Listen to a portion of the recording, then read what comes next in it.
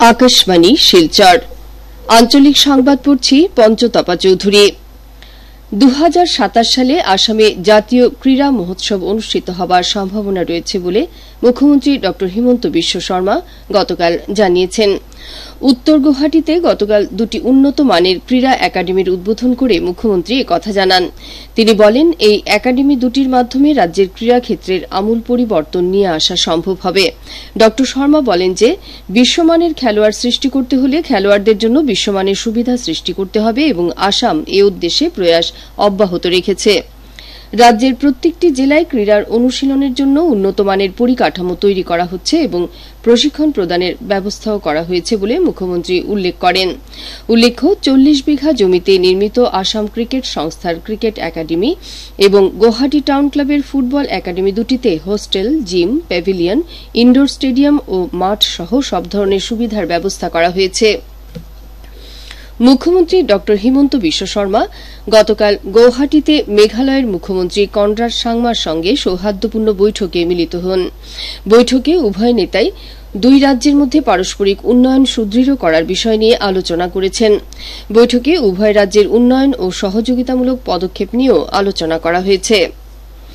প্রধানমন্ত্রী ফসল বীমা যোজনার অধীনে নাম পঞ্জীয়নের শেষ তারিখ শালি ধানের জন্য 20 আগস্ট এবং ভূমি মাসের জন্য 15 সেপ্টেম্বর ধার্য করা হয়েছে। এ সম্পর্কে বিস্তারিত তথ্যের জন্য কৃষকদের স্থানীয় কৃষি আধিকারিক অথবা বীমা কোম্পানির প্রতিনিধিদের সঙ্গে যোগাযোগ করতে বলা হয়েছে। উল্লেখ্য, এই যোজনার অধীনে প্রাকৃতিক দুর্যোগ এবং অনাকাঙ্ক্ষিত লোকসানের জন্য কৃষকদের ক্ষতিপূরণ প্রদান করা হয়। হাইলাকান্দির জেলা সৈনিক কল্যাণ আধিকারিকের কার্যালয়ে একটি লিগ্যাল সার্ভিসেস ক্লিনিক খোলা হয়েছে। জেলার সৈনিক এবং প্রাক্তন সৈনিকদের বিভিন্ন আইনি পরিষেবা দিতে এই ক্লিনিকটি কাজ করবে। গতকাল জেলার সৈনিক কল্যাণ আধিকারিকের কার্যালয়ে আয়োজিত এক অনুষ্ঠানে ফিতা কেটে ক্লিনিকটির উদ্বোধন করেন জেলার সৈনিক কল্যাণ আধিকারিক লেফটেন্যান্ট অবসরপ্রাপ্ত Akhilesh Kumar Yadav.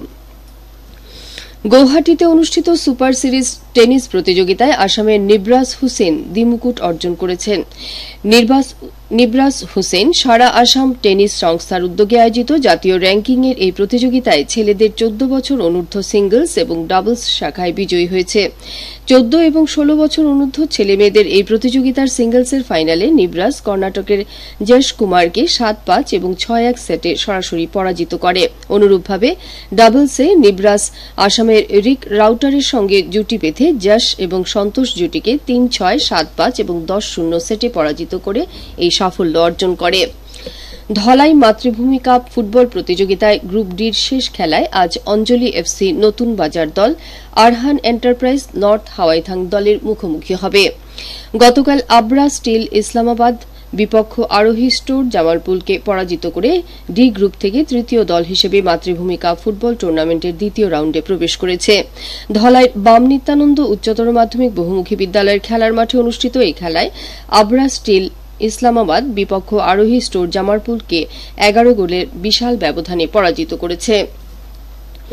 Lions club Silchar central এবং লায়ন্স চক্ষু হাসপাতালের শিলচরের উদ্যোগে এবং ময়নাগড়ের স্বামী বিবেকানন্দ সেবা সমিতির ব্যবস্থাপনায় আগামীকাল ময়নাগড় দুর্গা মণ্ডপ প্রাঙ্গণে বিনামূল্যে চক্ষু পরীক্ষা শিবির অনুষ্ঠিত হবে। শিবিরটি সকাল 10টায় শুরু হবে।